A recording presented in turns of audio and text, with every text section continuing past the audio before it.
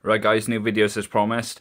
I did try sending it earlier, but because the video length was so long that it's just playing up with this site. So this is going to be one of a three-part video series, hopefully a lot shorter in length, so just bear with it. And if the topic isn't you wanted to cover in this video, check out the others. Right, sticking points and plateaus.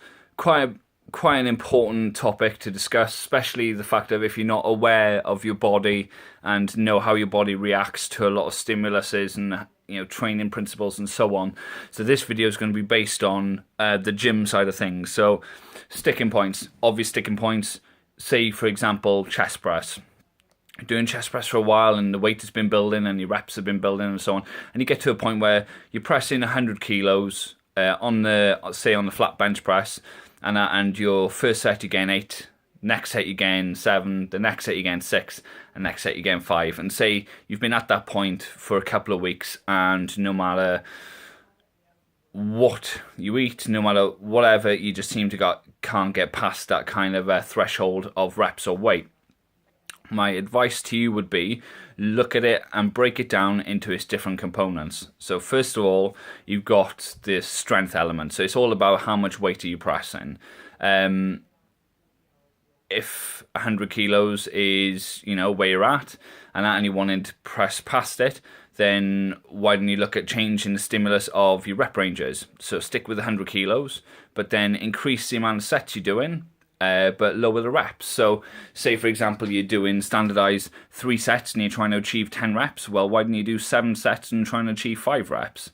There's other ways you can look at it where you can the reps you're hitting out are staying consistent and so on. So increase the weight, challenge your body, there should always be kind of this change that you're trying to compete with, because the change is where your body will adapt and create either new muscle tissue or drop body fat or so on. Another thing that is overlooked quite a lot during training is time and attention, where say now that you don't want to, you can't increase in reps or you can't increase in weight at the moment, so stick with the current set you're doing, but make a noticeable effort to slow the descent of the weight down from your lockout position to your chest. So it's just basically adding more time into the strength environment where you should be stronger than when you press it up.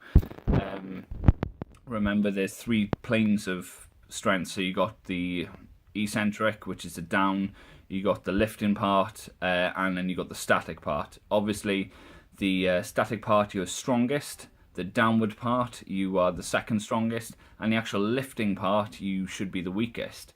So there's 3 different elements there for you to target on and try and use those incorporated into your training to try and build up fatigue and push past these sticking points.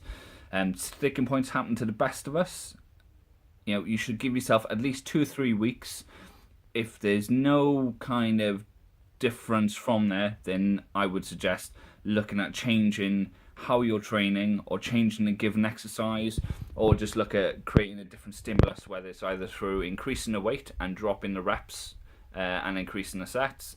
There's a million ways you could work this, guys. So that's just one bit of food for thought in terms of don't be complacent with doing 80 kilos for 3 sets of 10 reps every week, because you get to a certain point of growth, but then it'll stop stimulating your chest because you can do it far too easily. It's like squatting 100 kilos. After a very short period of time, your body will respond to that, and you'll have adequate muscle and tissue that will be able to cope with that weight. So if you don't increase that weight, or increase the reps, or increase your sets, or increase the time you're under that weight, then you're not going to stimulate new muscle growth. So it's always perpetual. You've always got to keep on trying to move forward, looking for your next challenge. That's why a lot of athletes tend to train kind of periodization, where that is, they don't stick to a certain routine for any length of time. They train how they feel. If they feel very good and very strong, they will tend to train heavier, using bigger lifts and more compound based movements.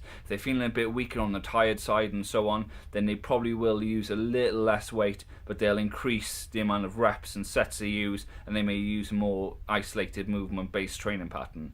So listening to your body is a very important tool. I can't stress that enough. The more you know about yourself, the better results you'll have.